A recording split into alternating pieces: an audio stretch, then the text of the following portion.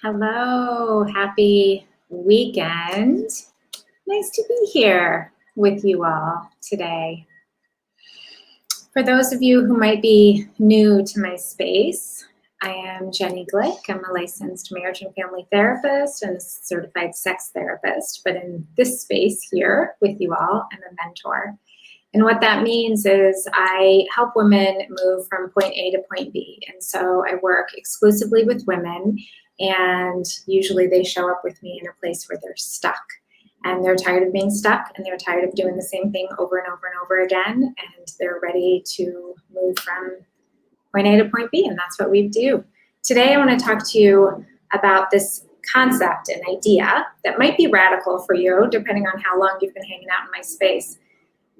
And I want to offer it to you for you to really consider it when you're having conflict in your relationship, whether that's in a marriage, whether that's a relationship with a parent or a child, a teenager, whomever it might be. So what if, rather than the conflict was happening to you, what if it was happening for you? Okay, so if I show up in my relationship, whatever the situation is, and if I show up believing that whatever's going on is happening to me, it's happening to me. My partner is doing this and it's coming to me. I am going to show up like a victim. I'm going to show up like I don't have any choice. I'm probably going to show up in a posture that is more defended, shut down, ready to fight, that defensiveness coming because it's happening to me, which probably means I believe it should not be happening. And if I believe it should not be happening, I'm not in a state of acceptance, which means I'm in some sort of non-acceptance, which will feel like a tug of war. It will feel like a push-pull, right? So for those of you who are just joining, we're talking about the difference between having the experience that something is happening to me or it's happening for me. And my perspective in doing this work, and some of you maybe see this in the banners and some of the things that I write, is that your relationship, your marriage is your ashram. Your children are your ashram. Right now, we're living in an ashram of our world. And what that means is that this is a place for us to grow, to develop, to transform, to evolve, and it's not easy. And there's function in it not being easy, because when something is not easy, when it's not straightforward, it requires us to grow clarity. It invites us to get clear on who we are and who we are not. It invites us to practice showing up as a higher version of ourselves. In this space, we talk about being your 1.0 self or your 2.0 self, and your 2.0 is that higher version of yourself. And so when we have a relationship or a marriage, and in this space, you don't need to be married. There are a lot of single people or divorced people or widowed people in this space. It's totally fine because we're all in relationship with ourselves and with other people. And the concepts that I teach you here work in every relationship. They even work in your business, okay?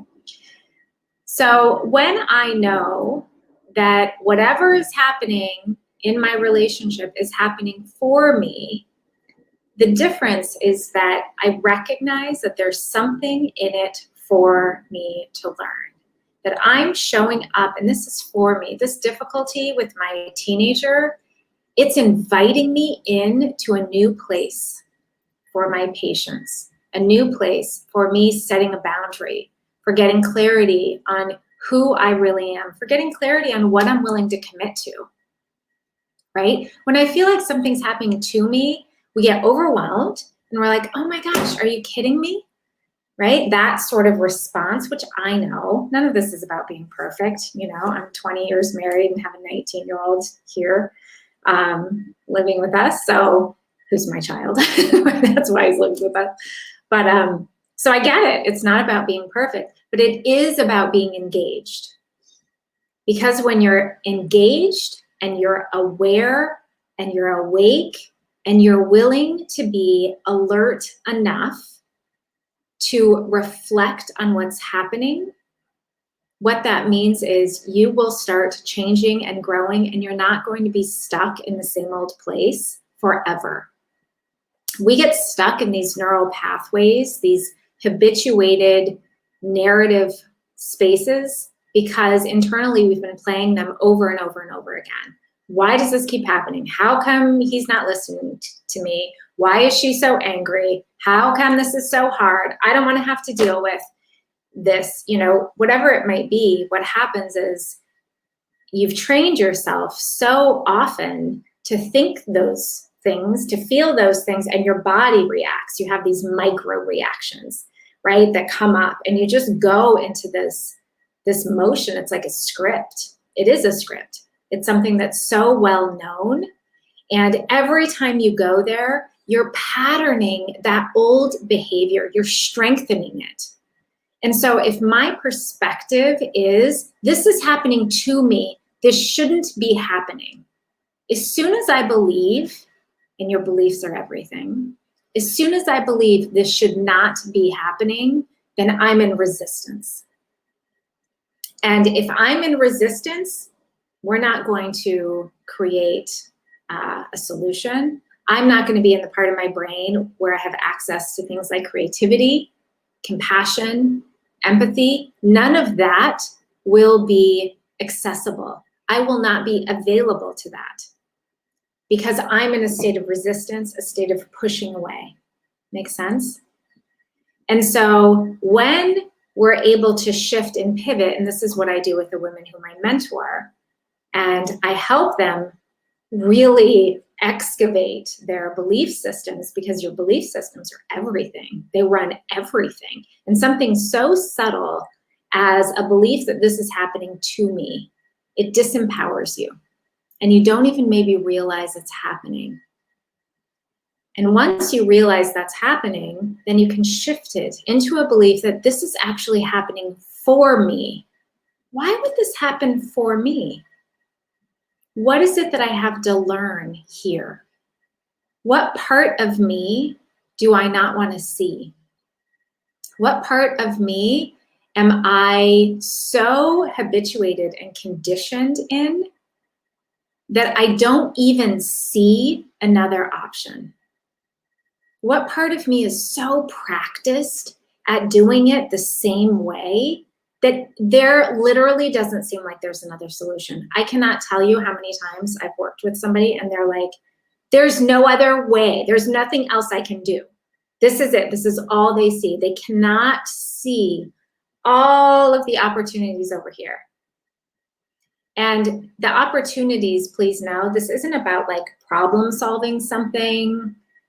I'm talking about the opportunities to show up in a different way. Because if I'm showing up in this way, and this is my belief, and even as I just am dramatizing it, right, you can feel that energy. You can feel that energy of like, this is never going to change. How come it's so hard? There's nothing else I can do. And you're totally locked into this. And when you're locked into this, you are inviting your partner to be locked into that partner script. So they also will be showing up in their old way of annoyance, or why is she bringing this up again, or rolling their eyes, or whatever it might be. And I'm writing a series of posts that I will be sharing this week about how to have much more successful conversations rather than having the same argument over and over again. So look for those starting on Monday.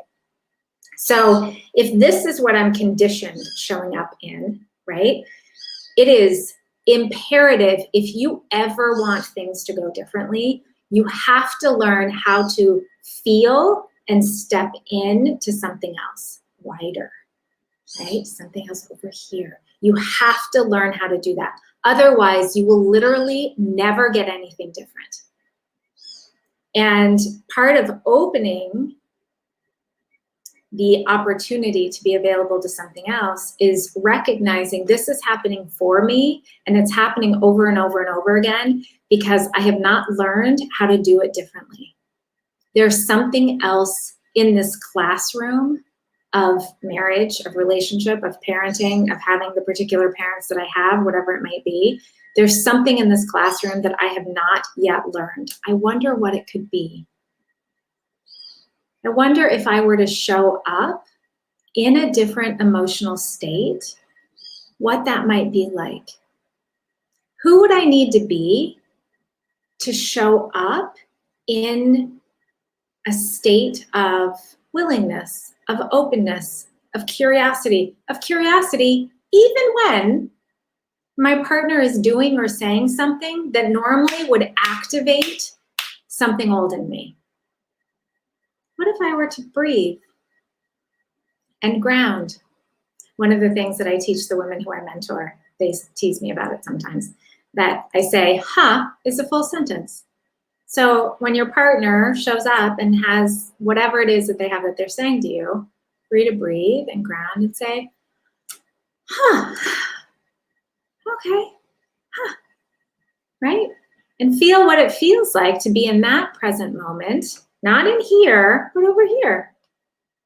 In a place where your shoulders are loose, maybe, in a place where you're breathing, where you can feel your heart, where you can feel your hips, where you can feel your feet on the ground, where there's a little bit of openness, even if you don't prefer what it is that they're saying, you don't agree with what they're saying, but if you can pivot into a posture of, huh, okay, right? There's a little bit of openness there. You're available now for something new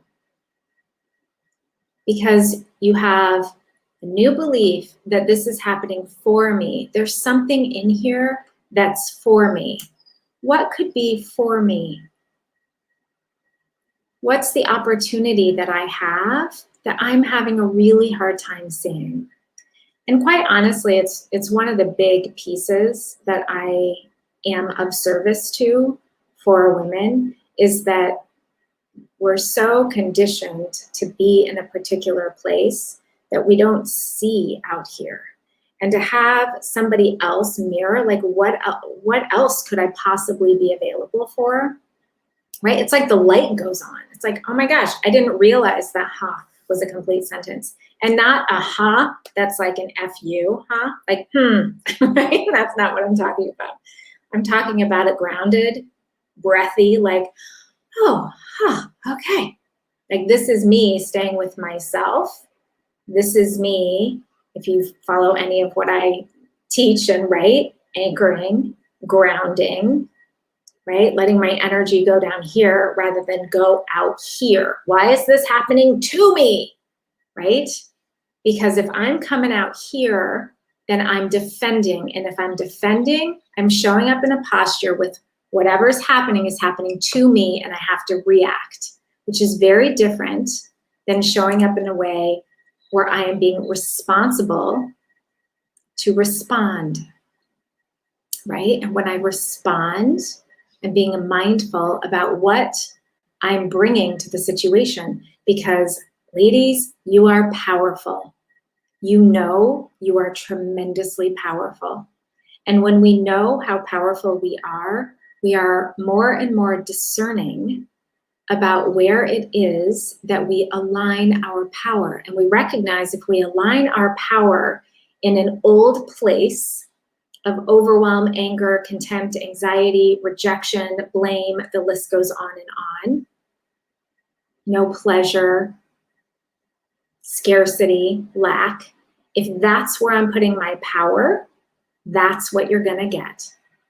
It's just how it goes. I didn't make up the rules, I just teach about them, okay? And so when you learn to be available for something different, when you learn to be open to an experience of what is it that I have to learn in this situation? What is the situation mirroring for me that I'm having a hard time seeing? Who would I need to be in this moment to be grounded and resourceful enough to access an internal sense of patience, to access curiosity? Who would I need to be in this moment when my teenager is yelling at me, or my preteen? One of my graduates was talking about this in our graduate space, that she has a middle schooler, and she was like, holy moly, what happened to my child, well-behaved child, right? So who do I need to be in this moment with my middle schooler who's doing what they're doing? Who do I need to be? What am I being invited into? Oh, this is happening for me, not to me, rather than like, this is some nuisance that this shouldn't be happening. No, this is kind of how it goes in life. Like, welcome to life, right? Not because it's a terrible place, but because it's a growing place if we allow ourselves to be stretched. If every time the stretching happens, we push up against it, this shouldn't be happening, we are in for a lifetime of suffering. It's what's happening. Doesn't mean I like it, but it is what's happening. So how do I transform and grow through it and use it as an opportunity to be self-reflective rather than an opportunity to point out, right? None of this is to say that your partner doesn't have the places where they're responsible. They do, right? And that's part of being in mature, conscious relationship with someone, is that we collaborate around the rules of engagement of our marriage. Unfortunately, most of us haven't done that. And so we find ourselves together and then we're bumping around trying to figure it out, and we're reacting all the way through it. And so it ends up feeling like such a tug of war when it doesn't need to be, but it's just how it is that most of us learn. Most of us have to go through that first 10, 15 years of hell with each other. A lot of us do. I certainly did. And living in that tug of war space and feeling like your marriage is happening to you. Why is this person doing this to me? How come they're so mean to me? Why do they never listen to me, right? Why are they rejecting me? This is happening to me. And as you get older, wiser, more mature, more self-reflective, or you just, a lot of the women who I work with are in a state where they are middle-aged and they're looking at, do I stay or do I go? And considering, recognizing that there's some of their own work that they haven't done yet, and that they want to, and they want to use that container, that classroom, to up-level themselves because they know that they haven't been bringing forward their best qualities, right? And I tend to work with women who are growth-oriented, and they want to be the higher version of themselves. They don't want to live being mediocre. Like, why not be remarkable? If you're going to do marriage, be remarkable. Doesn't mean you're not going to have bad days, but you can be remarkable even when you have bad days, right? You can give yourself an internal high five, like, I handled that. I was a ninja in that moment when I could have taken the bait and gotten all triggered and had the old conversation, but I didn't do that because I'm showing up in a different way, right? Holding ourselves to a higher standard, not because it's our fault, but because we get to, right? We get to. Because when we know more, we're responsible to do better. We're responsible to hold the bar higher for ourselves, and then other people see it. Our friends see it. So many of the women who I've worked with over the years tell me that, they changed tremendously in our 2 months together. And then they're hanging out and talking to their friends, and their friends are like, you're different. And they're hearing their friends differently. They're hearing their friends talk about their relationships happening to them. They hear their friends positioning themselves more as victims. They hear their friends, talking poorly about their partners and complaining. And my clients don't do that anymore. They stop. And when they hear themselves doing it, they're like, oh my gosh, that's not who I am. It's not who I want to be. It's not the highest version of me. Because they learn to put their power, their potency into that which will shift the situation, rather than feeling like they need to be reacting and defending, shutting down and avoiding, engaging in conflict and making somebody wrong. If any of that was going to work to heal your marriage, your relationship, attract the person that you want to be with, it would have worked by now. So you can stop doing it.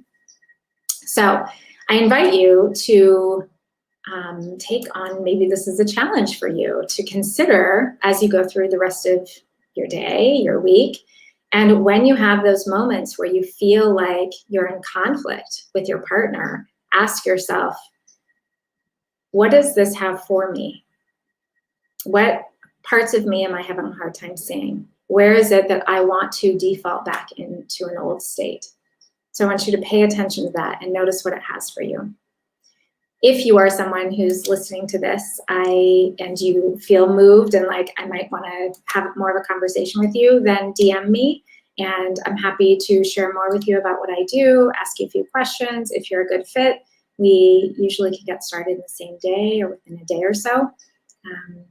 It's a real gift to have you here. It's a very important time for all of us to be showing up as a higher version of ourselves. So thanks so much for being here. Have a great day. Talk to you soon. Bye-bye.